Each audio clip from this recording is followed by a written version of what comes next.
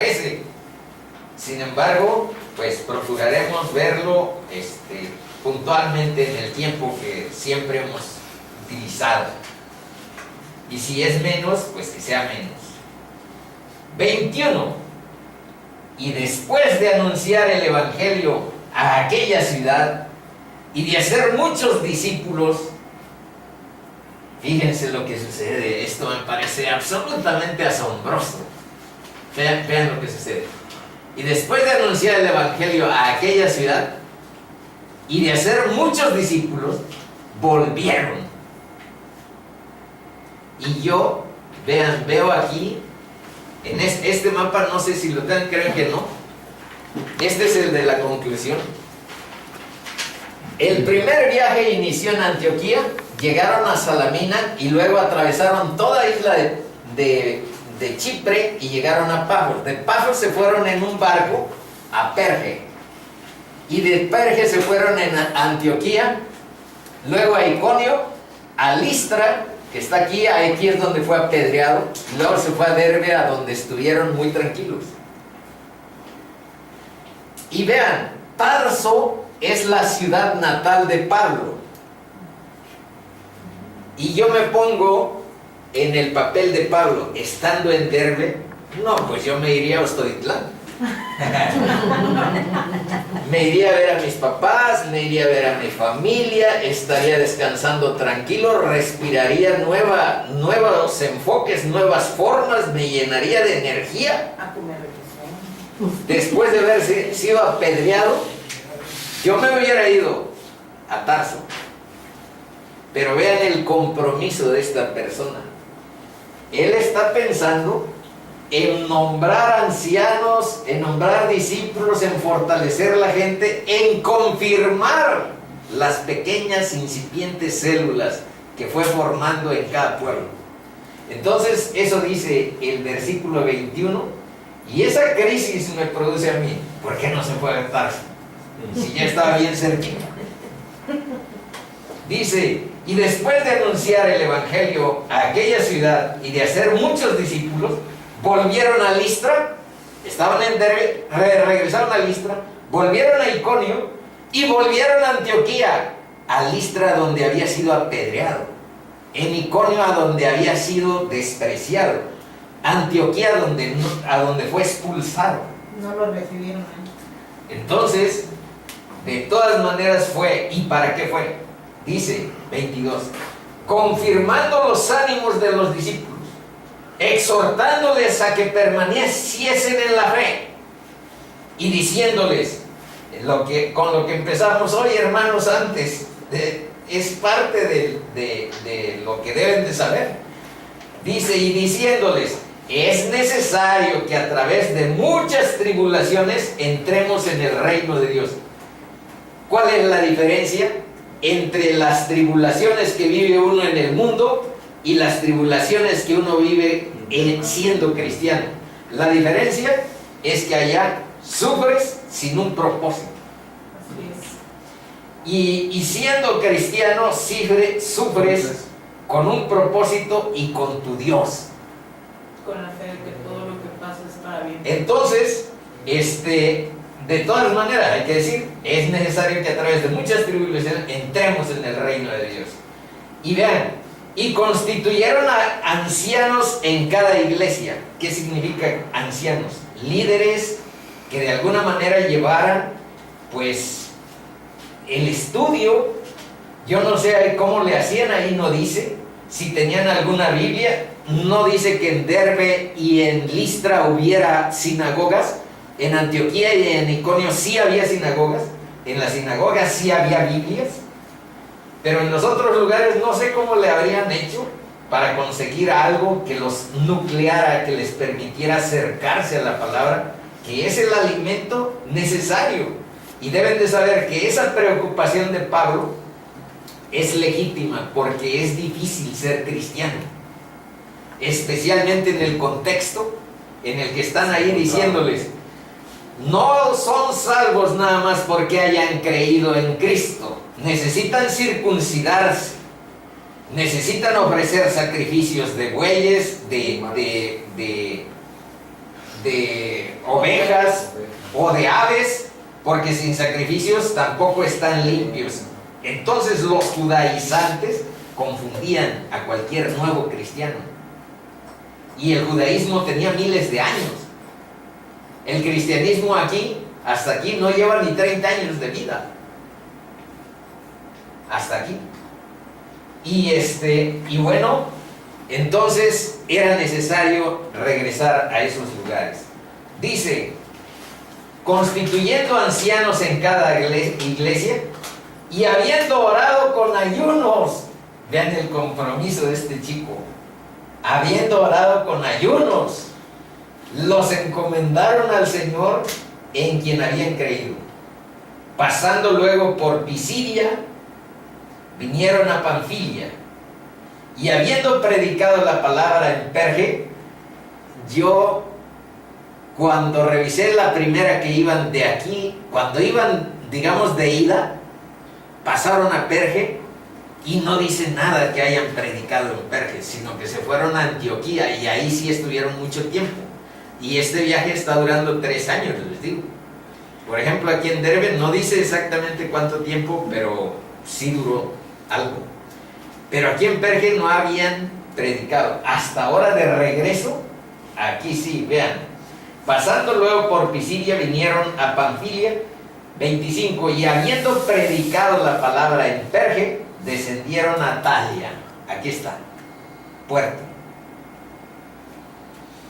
Desde donde habían sido encomendados a la gracia de Dios para la obra que habían cumplido, misión cumplida. Y habiendo llegado y reunido a la iglesia, vean lo que dice, refirieron cuán grandes cosas había hecho Dios con ellos. Es diferente, muy diferente al ego humano que dice, que diría, ahí diría, vean cómo diría, refirieron cuán grandes cosas había hecho Pablo y Bernabé para Dios. Ese sería el ego. Y el enfoque cristiano, refirieron cuán grandes cosas había hecho Dios con ellos. Y cómo, es una nota del autor que es Lucas, que es gentil, y cómo había abierto la puerta de la fe a los gentiles. Y se quedaron allí mucho tiempo con los discípulos.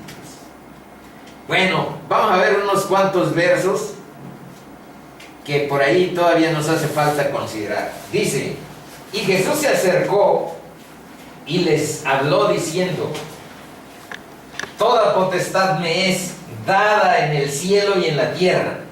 Potestad quiere decir autoridad, poder. Toda potestad me es dada en el cielo y en la tierra. Por tanto, id y haced discípulos a todas las naciones, bautizándolas en el nombre del Padre, del Hijo y del Espíritu Santo, enseñándoles que guarden todas las cosas que os he mandado, y he aquí, yo estoy con vosotros todos los días hasta el fin del mundo. Por eso habla de la unión de lo que Dios hace con uno. Estamos terminando. Filipenses 3, del 12 al 14, dice lo siguiente. Vean lo que dice Pablo. No que lo haya alcanzado ya, ni que ya sea perfecto, sino que prosigo, por ver si logro asir aquello por lo cual fui también nacido por Cristo Jesús. Hermanos, yo mismo no pretendo haberlo ya alcanzado, pero una cosa hago, olvidándome ciertamente lo que queda atrás y extendiéndome a lo que está delante, prosigo a la meta, al premio del supremo llamamiento de Dios en Cristo Jesús. Y hay unas preguntas que yo les puse. ¿Qué se necesita para que Pablo o un cristiano se retracte? Se retracte de hacer la voluntad de Dios. ¿Qué clase de tentación, obstáculo u oposición lo lograría? En lo que vemos de estas personas, lo que vemos es esto. En Filipenses 4:13, el mismo sujeto del que estamos hablando dijo: todo lo puedo en Cristo que me fortalece. Ya estamos en la última página. Dice Pablo, en vez de irse de descanso a su tierra natal, teniendo en la proximidad Tarso, decide confirmar a los discípulos nuevos que habían quedado en la incertidumbre. Caminar con el Señor no es cosa fácil, se requiere ánimo y fortalecimiento. Esclarecer el conocimiento básico para mantenerse enfocado en la salvación por gracia, no por obras, y por fe en Cristo Jesús. Demostró su gran compromiso por la salud de las iglesias con su ayuno y oración. Y estas son algunos fragmentos a donde hace algunas menciones sobre esto que leímos. Persecuciones, padecimientos, como los que me sobrevivieron en Antioquía, en Iconio y en Listra, persecuciones que he sufrido, y de todas me ha librado el Señor. Y ahora vean esta exhortación a todos los cristianos: corred de tal manera que lo obtengáis. Todo aquel que lucha, de todo se abstiene. Está hablando de los atletas que concursaban en las Olimpiadas, que desde ese tiempo existían en estos territorios de los que estamos hablando. Ellos, los atletas, a la verdad, para recibir una corona corruptible, les ponían una coronita de flores, de guirnaldas, a los campeones de las Olimpiadas. Y dice, para recibir una corona corruptible, pero nosotros, una corona incorruptible, hermanitos. Así que yo, dice Pablo, yo de esta manera corro, no como a la aventura, de esta manera peleo, no como quien golpea el aire, porque veía a los boxeadores que ensayaban golpeando el aire, como lo siguen haciendo, que cuando están entrenando. Ándale, ¿cómo se llaman esos? De sombra. No como quien golpea el aire, sino que golpeo mi cuerpo y lo pongo en servidumbre. Eso lo entendieron algunos literalmente y se anduvieron autoflagelando, cuando en realidad a lo que se refiere es a contener tus concupiscencias y tus deseos. Eso es golpear a mi cuerpo y lo pongo en servidumbre. Hay otros versos que avalan esto que les estoy diciendo, porque la Biblia te ayuda a interpretarse ella misma. Y cuando tiene uno complicaciones de interpretación, ora y Dios te ayuda a que descifres con su espíritu a qué se refiere, porque hay verso con verso que te van ayudando a esclarecer todas las dudas sobre interpretación. ¿Quién es el maestro que te ayuda a interpretar? El Espíritu Santo cuando oras. Sino que golpeo mi cuerpo, dice, y lo pongo en servidumbre, no sea que habiendo sido heraldo para otros, yo venga a ser eliminado. Esa es una excelente exhortación. Último, pero tenemos este tesoro en vasos de barro. ¿Cuál es el tesoro? Es la verdad del Evangelio. Y está en vasos de barro porque les digo que esos somos los que andamos proclamando la palabra de Dios. Somos simples vasos de barro porque quiere decir que somos polvo mortal, que sopla y que mañana no es. Este tesoro en vasos de barro, para que la excelencia del poder no sea de los hombres que proclaman el Evangelio, que proclaman la verdad de Dios. La excelencia del poder sea de Dios y no de nosotros. Que estamos atribulados, En todo, dice Pablo, mas no angustiados. En apuros, mas no desesperados. Perseguidos, mas no desamparados. Derribados, pero no destruidos.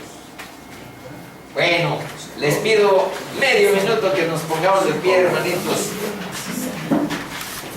Señor, gracias por tu palabra, gracias por tu verdad, que alimente nuestro ser espiritual, que lo edifique en la reflexión, en la meditación, en la búsqueda de tu ser. Ayúdanos, Padre, a caminar en tu palabra. Ayúdanos, Señor, a ser fieles a nuestro Salvador, a Cristo Jesús.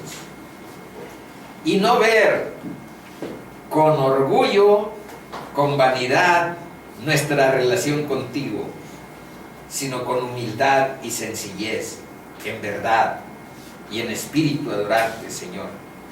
Padre, te pedimos que bendigas nuestro trabajo, que bendigas nuestros hogares, nuestras familias, que nos guardes y nos protejas de la oscuridad que el mundo tiene rebosante de oscuridad, de ignorancia, de crueldad. Señor, necesitamos que nos guardes y nos protejas. Solo en ti, como la canción que cantamos, ¿a quién iremos, Señor? Solo a ti, Señor. Padre, todo te lo pedimos en el nombre de Jesús. Amén. Amén.